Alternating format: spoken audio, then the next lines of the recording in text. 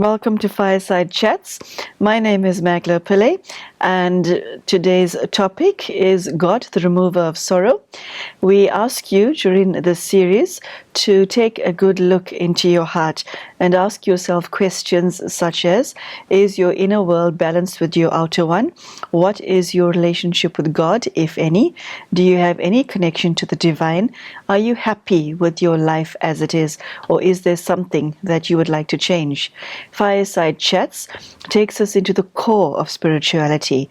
It gives us a fresh perspective on the balance between one's internal and external world. We also look at aspects of the self that we don't normally think about. And Sister Denise, who is our speaker for today, will share her insight and wisdom into today's topic, God, the remover of sorrow. Sister Denise has been practicing Raj Yoga meditation for over 40 years. Sister Denise, thank you so much for joining us. Thank you. It's a pleasure to have you with us. God, the remover of sorrow. There are many who believe that God is the one who gives sorrow and God is the one who creates sorrow, because when people find themselves in distressing situations, God tends to be blamed for them. I mean, it's commonplace to find a clause in an insurance policy contract that describes a disaster as an act of God. So God has achieved or earned, shall I say, quite a bad reputation from humanity. Let us start there.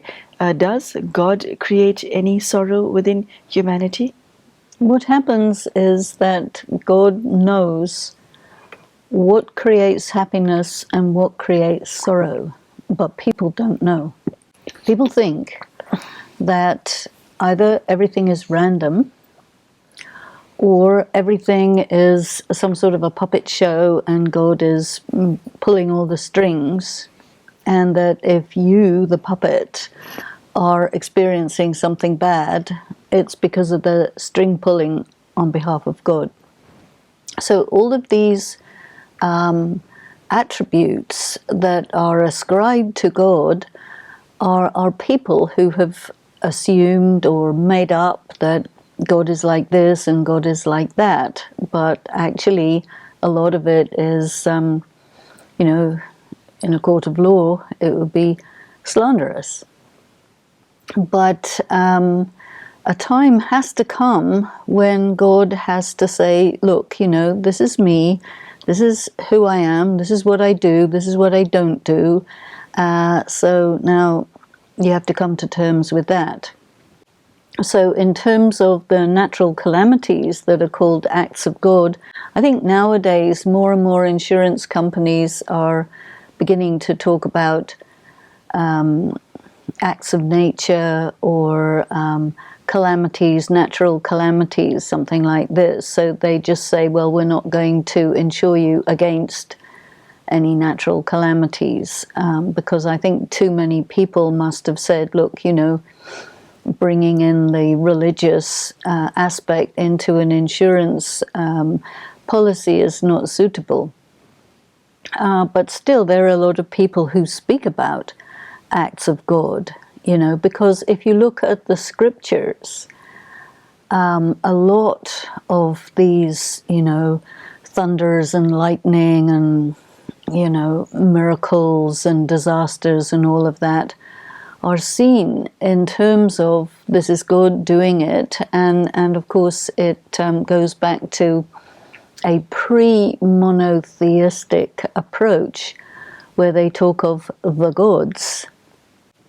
And, Thor, the god of thunder, is the one who creates thunderstorms. And in India, you have Indra, which is similar to Thor, the god of rain, who, of course, brings some thunderbolts as well. So I think that some of that mythology is still going on in people's minds.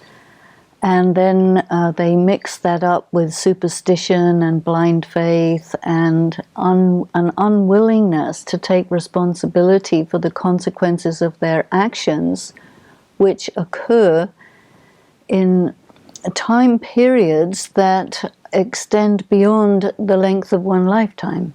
If something happens to you and you can see the cause and effect is right in front of you, you eat contaminated food, you get sick very quickly, you can see cause and effect. You're not going to blame God for it because you can see it.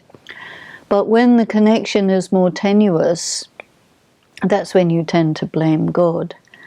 Another thing that we have in the sort of conventional morality in the culture that we live in, people say, don't give sorrow, but they don't say, don't take sorrow. Whereas God, who becomes the teacher, will say, don't take sorrow. It's in your hands whether or not you take sorrow. And it is not recommended to take sorrow, but rather make yourself as a detached observer, because do not give sorrow.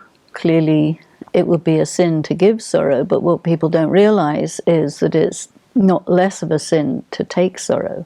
So then people will say, well, how can I not take sorrow if someone's giving it to me? And God would say, well, yeah, you have the possibility to not take it. You can be a detached observer. Don't internalize it, don't take it in, because it will contaminate you, and that is in your hands.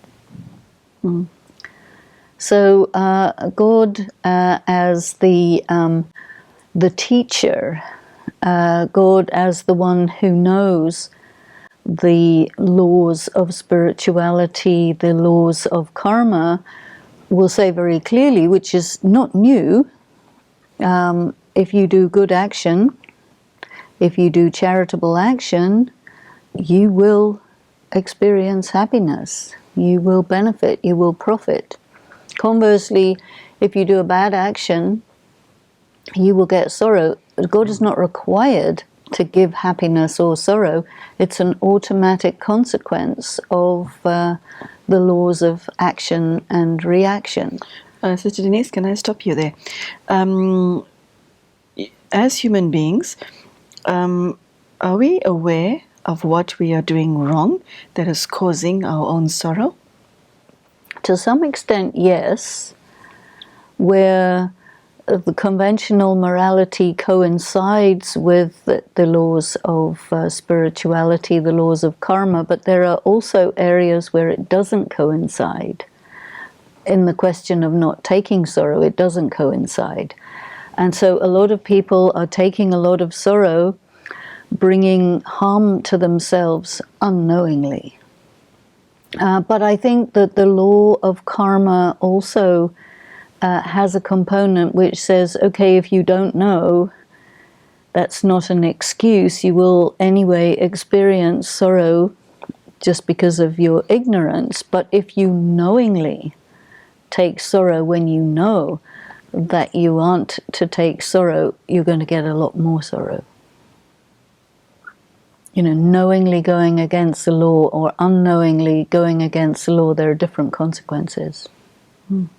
Okay, so what you're basically saying is that the pain that we as human beings experience is self-inflicted?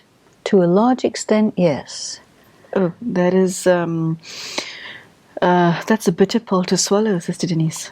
It is a bitter pill to swallow. And so you are saying that the confusion arises because the action and the consequence are separated.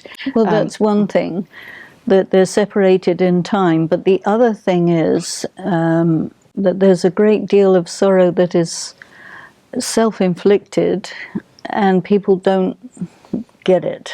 And so part of what we need to do is to say, look, you know, somebody does something and you take sorrow from that action, that's a choice. You know, it happens very often in relationships that, you know, a monogamistic relationship, and then one party goes and has a relationship with someone else. The other partner will take a lot of sorrow from that. a lot of that is self-inflicted. And, it actually compromises the relationship enormously. So in order to move out of self-inflicted sorrow, you have to really sit down and think, how much of your sorrow is because of the way you think about something that happened. Because if you adopt the approach that of being a detached observer, you're going to have a lot less sorrow. And it's not going to make any difference to the situation. So, pulling oneself out of the emotional attachment to the situation really changes things enormously. Okay, so you said that the sorrow that we experience is caused actually by ourselves, and because the action and the consequence are not together, we're unable to join those dots. And I think for most of us, we don't even want to join those dots, because so once you know that, it means that I have to take responsibility to not perpetuate any more sorrow.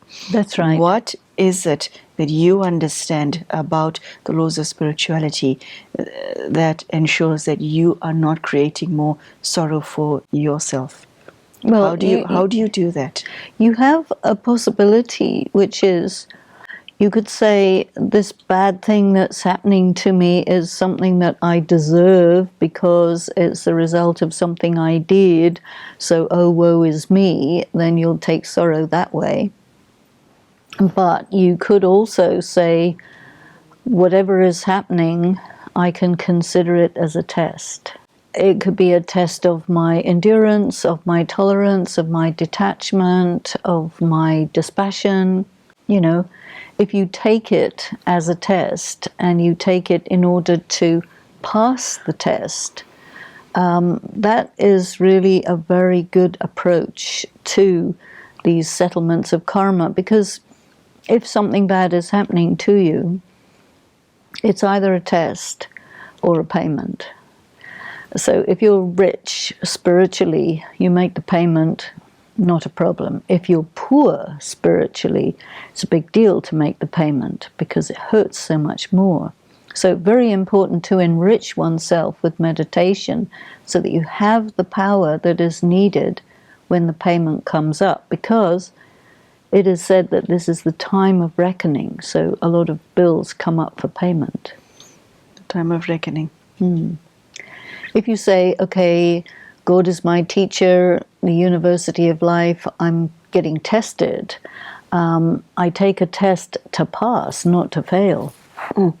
When you pass a test, what that does is it makes you more competent, more capable, more wise, more experienced. And so that situation, which on the face of it is something negative, you turn it to your advantage. And the laws of spirituality do say that, turn it to your advantage. You can, you should. That's what it's all about, You're not here to unnecessarily suffer, you see. Almost as if suffering is something that you indulge in and then you can blame or whatever it is. No, it's really about fortifying the self, making oneself free. There is also the component of purging. If the soul is contaminated with something and you want to be pure, you want to be clean, and you go through some kind of a fire to purge you of that contamination, then it might be a little painful at the time, but if you have the power of tolerance, you get through that, and then you're clean, you're free, you see. So the approach is really very different from how people normally do things. So Denise, my favorite author, Khalil Gibran, on pain, says that much of your pain is self-chosen. And that's is still such a shock to hear. And but one can't dispute that, especially in light of what you just said. So that sits quite deeply with me.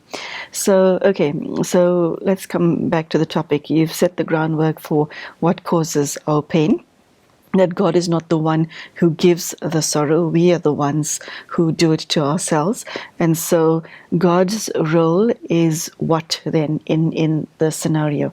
Well, there are two aspects. One of them is that because God describes the laws of spirituality and the laws of karma very clearly, and God will say, you know, if you do this, you will produce sorrow for yourself, so this is not recommended. Do this, and you will create happiness for yourself. It's highly recommended that you create a good life for yourself. So in that sense, God will be your instructor and show you the way to happiness. So there is removal of sorrow from that angle. But then there is another aspect, which is that when you are in sorrow, when you are in pain, you align yourself with God, you give your problem to God, God will take it away, and you will be relieved of it. So definitely that takes place. But you mustn't hold on to it or take it back. You have to really let it go. And as you mentioned, a lot of our pain is self-chosen. People are attached to their pain. So we hold on to it. Yes. Okay. You have to let go. Yeah, that's actually quite bizarre to know that we have the option to let go of pain, but we actually have a vice grip on our own pain and then complain that we have pain. So it's for many people, it's not, is it the pain is it the fact that you're holding on to the pain, or is the pain holding on to you? Well, the pain is familiar territory, and you'd rather be in familiar pain than unfamiliar painlessness. Better the devil you know than the devil you don't know. It's painful even to listen to. So, Sister Denise, God then teaches one the law of spirituality, but we all carry not just current pain, we all carry future pain. We all carry a reservoir of pain that's walking with us wherever we go. It's like a rucksack, isn't it? So how does God feature into that equation? Well, I don't know if we carry future pain. We definitely carry past pain that comes with us. By future pain, I mean a pain that will unfold in the future. Yes, okay, of course. Sorry, my words are no, not that's correct. Okay. Yeah. There may be some pain that comes in the future, but, you know, forewarned is forearmed. And so your attitude towards pain, you make pain a friend, you feel good about the settlement of your karma because you are becoming free, even though it may be a little painful. It's like when you go for an operation, it's going to be painful, but you have to have that operation, because if you don't, it's going to be a lot worse. So there is that side of it. And of course, as you develop your powers of tolerance and resilience and so on, you don't mind about pain so much. What becomes important to you is to be free, to be clean and clear, and to be aware of the reality of all of these spiritual laws, and that you are operating in that context. You see, if you deny them or disregard them, you're going to violate them, and you're going to pay for it, whether you like it or not. But if you operate in the context of the laws of spirituality as well as the laws of matter, then the way that you navigate your life will be the best possible way, and you will take yourself to the best possible future of your choice, you know, and then you have to move away from the blame game. Denise, what is it within God's personality that enables him to remove sorrow? How does he, in the first place, why does he want to do that? Okay, is this why? Okay, and secondly, how does he pull it off? Well, mostly it's because of love. You see, God loves each and every last one of his children, even those who human beings would say, well, these people are so evil that we wouldn't want them to be delivered through the love of God, you know. But God will say, no, why? These are my children. I will take every single last one to a state of peace and spiritual cleanliness. You know, this is love. And how does God pull it off? God is the purifier. And sorrow and pain is a sign of impurity. So God has this capacity, this vibration, this power to link with a human soul to a point where whatever is contaminated in that soul is removed through the light of God. So if God is willing to do that for me, how do I come to the party? What do I have to do for him to do that? Because he can do it, but he does do it only amongst certain people, doesn't he? Well, not really. God will do that for everyone. But the thing is... my question is, he can do it for everybody, but what does an individual have to do to ensure that you're one of the lot that he does it to and for? Well, you have to come down from the ego, number one. Okay. You have to put yourself in God's hands in humility, number two. And you have to follow the instructions, number three. You see, that means you have to collaborate and participate in the process of your own liberation, your own freeing. Mr. Denise, how does that conversation, how does that act occur, where you come down from your ego, listen to God's instructions, and align yourself? What is your internal process? Is it a conversation? Is it a lifestyle change? What does it entail? And on a practical level, I make a decision. I want God in my life. I want to experience little or no sorrow in my future. I want to take care of the spirit, not just the external. I want to take care of the internal. Take me from there to where I'm standing in front of God. Well, first of all, you have to give up your identity as a physical body. Okay, so you're not what you see in the mirror. I'm not this body. I'm a being of light. I'm a point of light. I'm a spirit. And there are implications of that. I am responsible for what's happening to me. You know, God says you have to be in my remembrance so that you can take power, take light, take love. You're empty. You're depleted. You're weak. You have to admit that. And you have to admit that you need this companionship of God. And then you have to fulfill the implications of the relationship. You have to follow the instructions. You have to study. You have to discipline yourself. You have to withstand the temptation to do wrong action. And you have to apply yourself to this.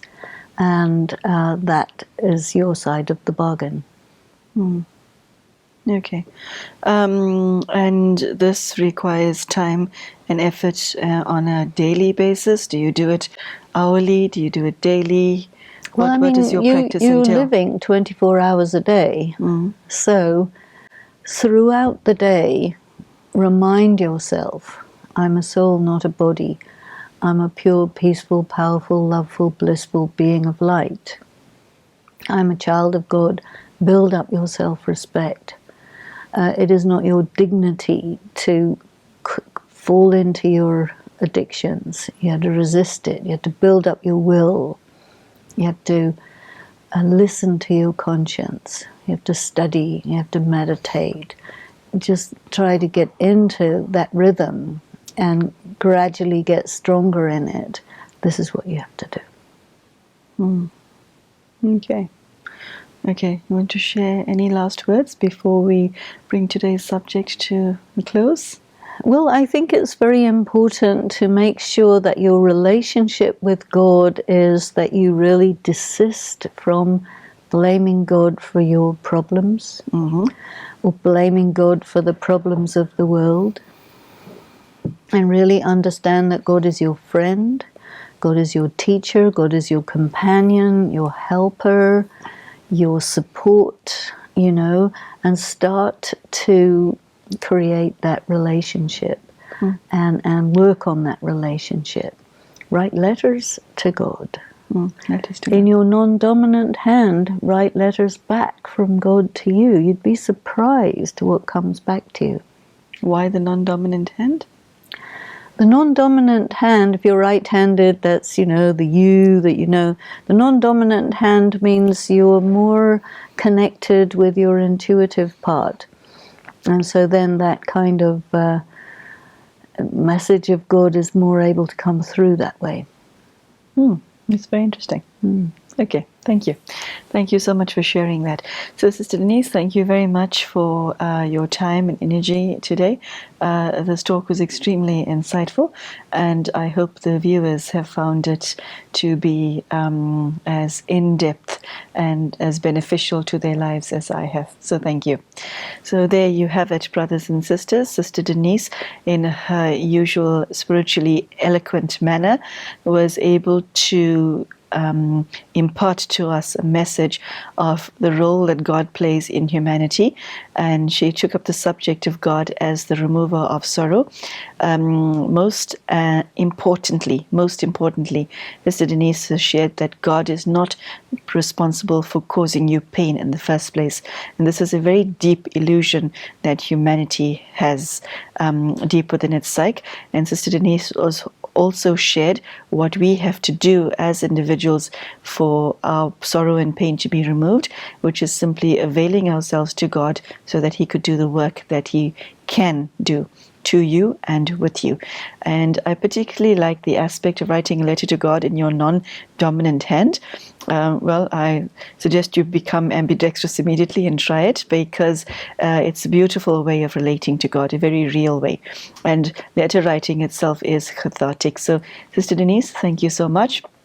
Thank you so much for joining us, and I hope that you can take something away from today's talk that will deepen your relationship with yourself in terms of your spiritual understanding, and also deepen your relationship with God.